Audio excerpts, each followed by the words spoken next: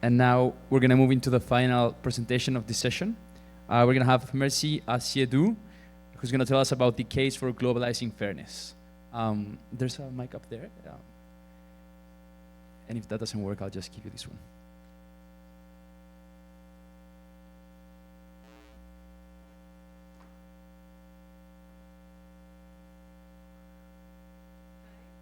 I think you, yeah. Oh, okay. And hopefully this works. Oh, how do I go back? Yeah, hi, I'm Mercy Asiedu. I'm a research scientist at Google Research, and I'll be talking about some work that me and my colleagues have been working on. Myself wanting to highlight our Dieng, my co-first author on this paper, as well as Abigail, Oppong, and Alex, our external collaborators on this.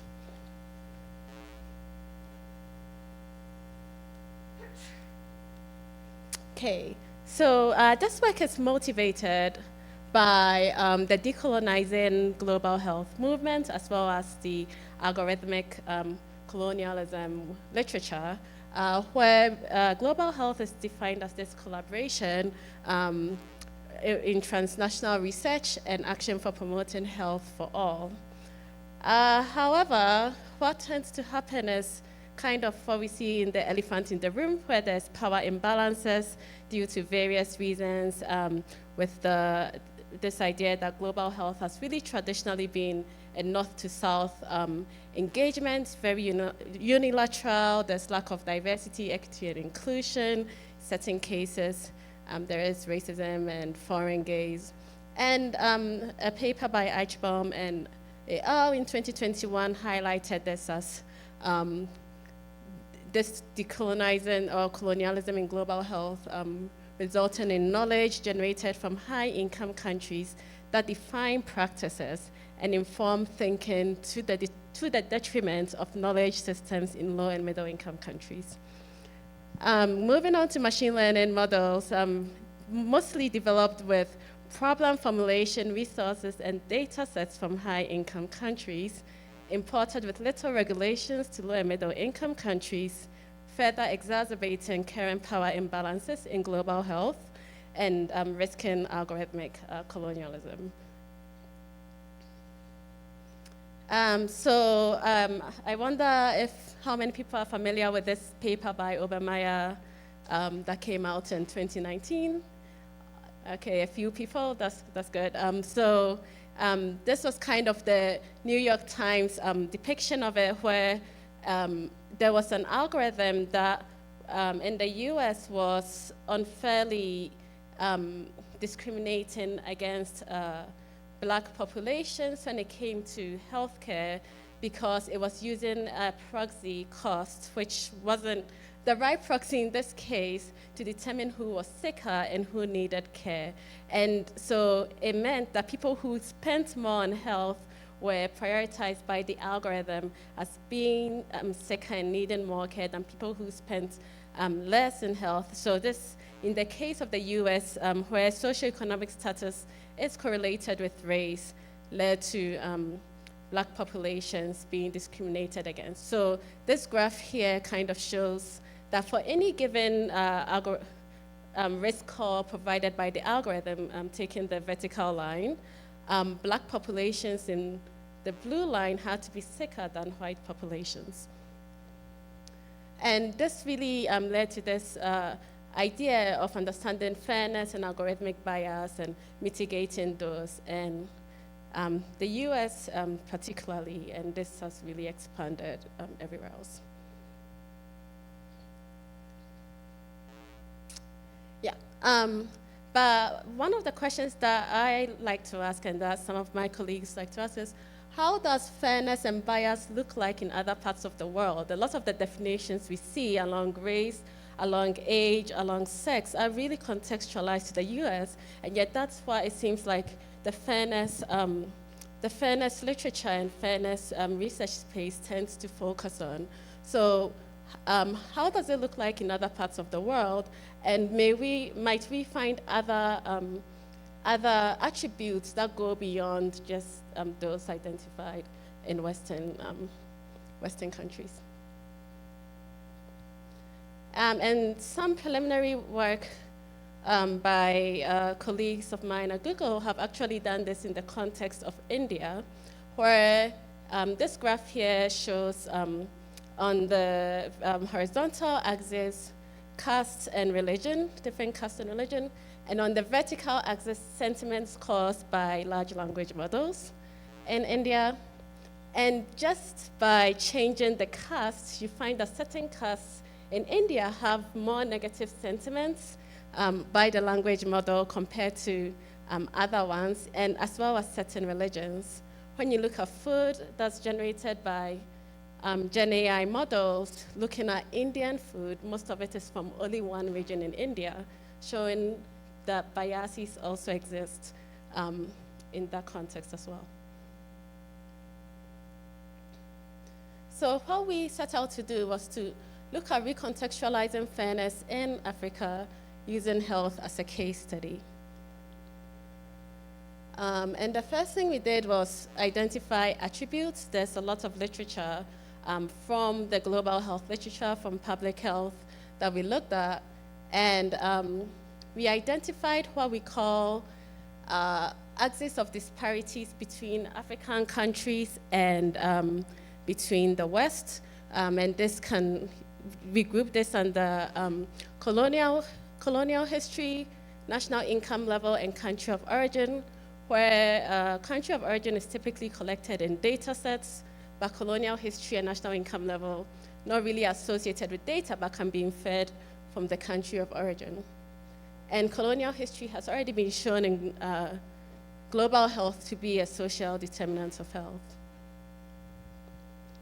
We also looked at contextualizing axes of disparities that may apply globally by recontextualizing that within different African countries. Like, what does this mean specifically within Africa, which is a large continent, so this is just the beginning. So we sought to understand this more, identifying race in countries like South Africa, but also noticing that perhaps race might not be as big of a deal in certain countries where there's more homogeneous populations racially, but ethnicity may have more impact. Skin tone may be perceived as enabling different social status and favors. In a lot of African countries, lighter skin tones versus darker skin tones, religion, sexual orientation, which can cause exclusions and marginalization within health systems. And we counted these as accessible attributes, but not historically collected and sensitive.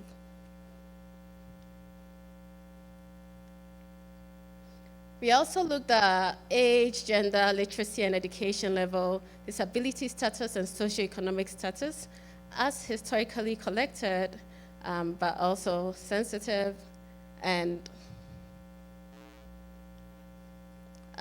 finally, rural, urban location and language as axes that are currently collected and not as sensitive, but could also be axes of disparities.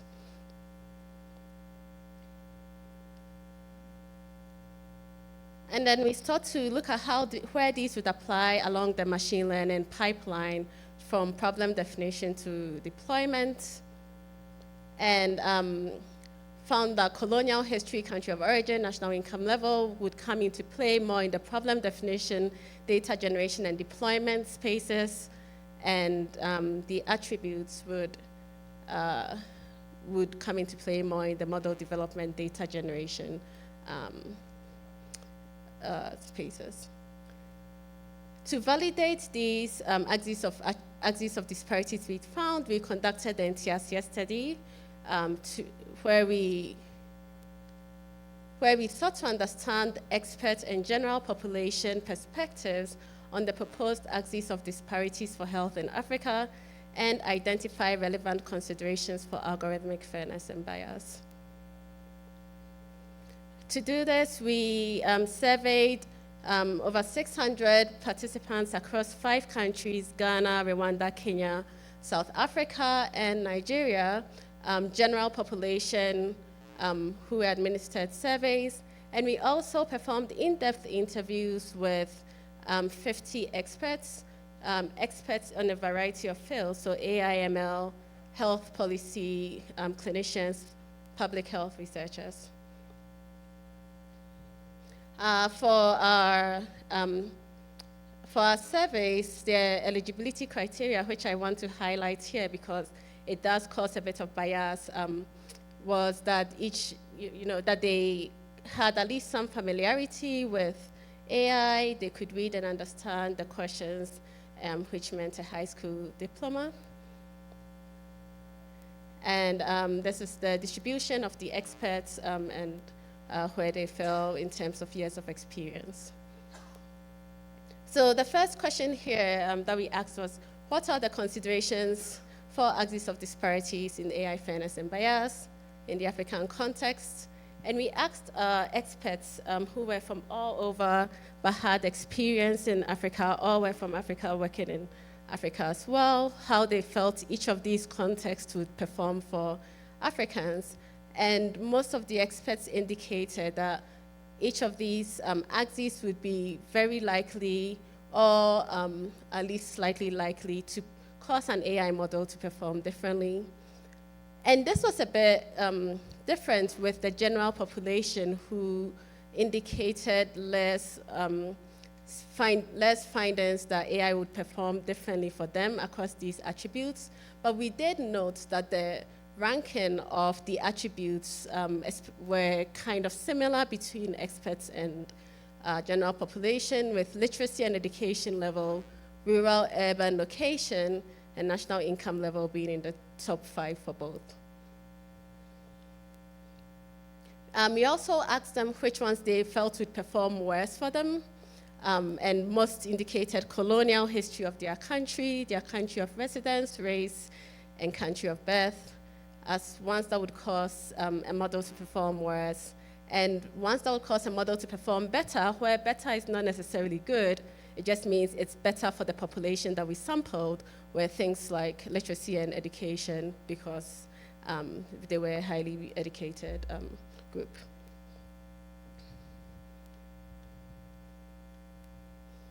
And this just summarizes that. So we had about 52 to 90% of experts saying these were highly probable areas, and 18 to 36% of general population saying that these were highly probable axes. And a quote from one of the experts, a public health researcher, said, most, if not all, categories could create biases.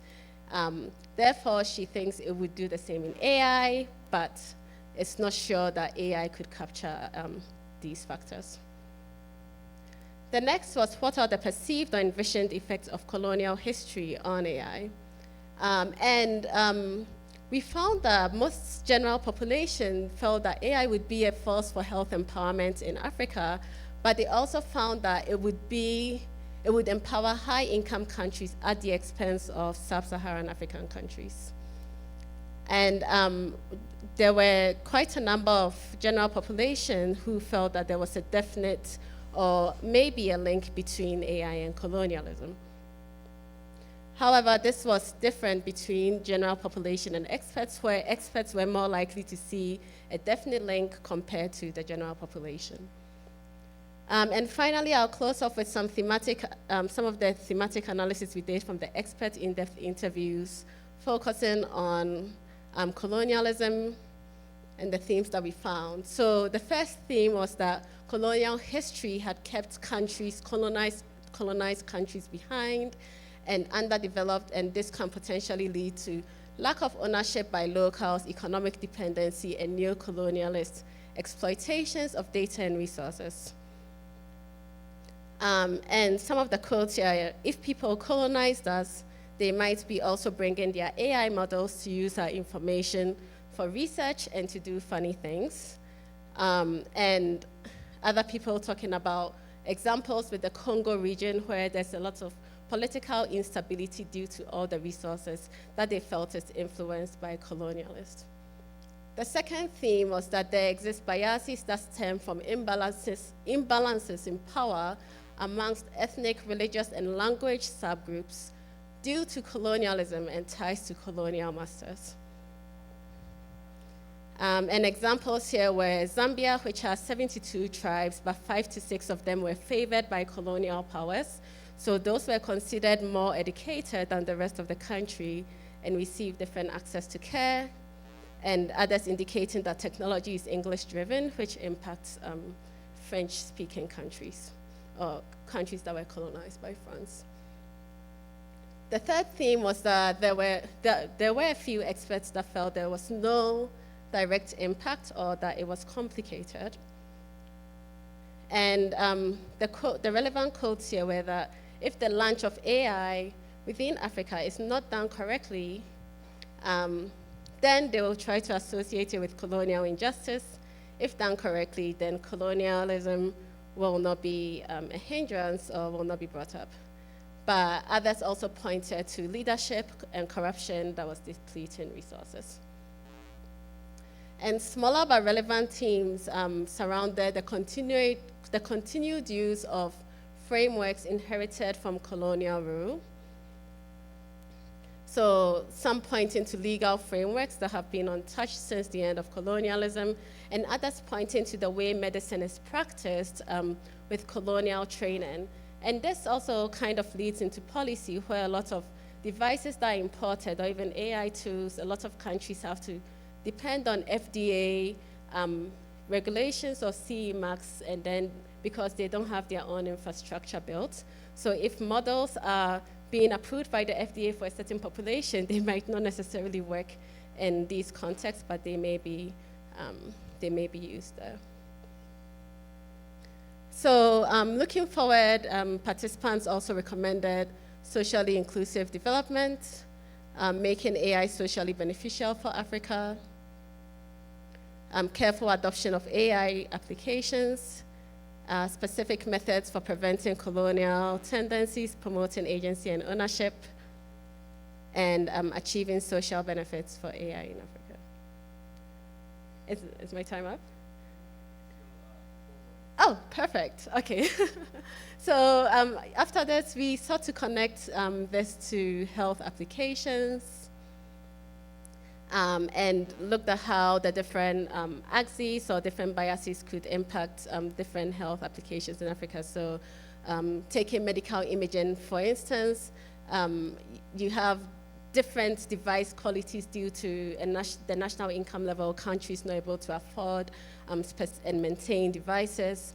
When it comes to written notes and speech, there's limitations in language accessibility, with a lot of LLMs being done in English or French or more official languages and less on smaller languages. And then even things like surveys where you may have exposure of vulnerable populations and disparate device qualities that, where some devices don't work well for darker skin tones, like optical sensors.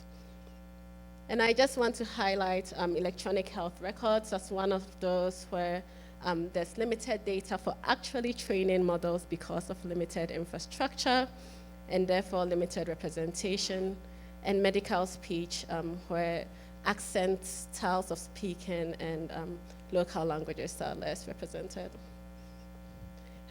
We also have developed a data set to try to evaluate language models across tropical and infectious diseases, which may be out of distribution, looking at demographic, semantic, language, and clinical and consumer variations. This isn't covered in our paper. It's a separate paper. If you're interested in it, I have the QR code up there. And if you're interested in the data, just let me know. But it covers a variety of regions. And I'll just give a quick example of one of the prompts here. So we look at sleeping sickness, and we have a persona where we have attributes, general symptoms, specific symptoms, locations, and then local risk and lifestyle factors. And I'll just read this out loud. So for sleeping sickness, we have the patient is a 28-year-old male, reporting with fever, severe headaches, irritability, fatigue, aching muscles and joints. He has developed a skin rash and shows sign of confusion, patient lives in Uruguay province and owns domestic animals, and then we ask the model, what is the diagnosis? So when we take out certain contexts and provide only symptoms, only general and specific symptoms, the model tends to provide possible causes that are more US or Western-centric, like meningitis, Lyme disease, Rocky Mountain spotted fever. And you see this validated when you put in perhaps an African-American male who lives in San Francisco, and it's more likely to localize within those. But when we change the context to be someone in Bakongo ethnic group, living in Uruguay province, owning domestic animals, it's still wrong. So the models are not doing well on tropical infectious diseases generally, but at least now it's within the, it's at least looking at diseases within the population. So practical recommendations for this are to contextualize fairness criteria to your locality, be aware of historical biases towards Western technology, and caution around using pre-trained models that mainly use data, online data sets that may not be representative of global nuances. So in conclusion, we proposed contextualizing fairness criterion in the African context. We find that colonialism may have downstream effects on AI applications, and we demonstrate areas where axis of disparities may occur in health applications as well. So thank you so much for having me, and I'm happy to take any questions.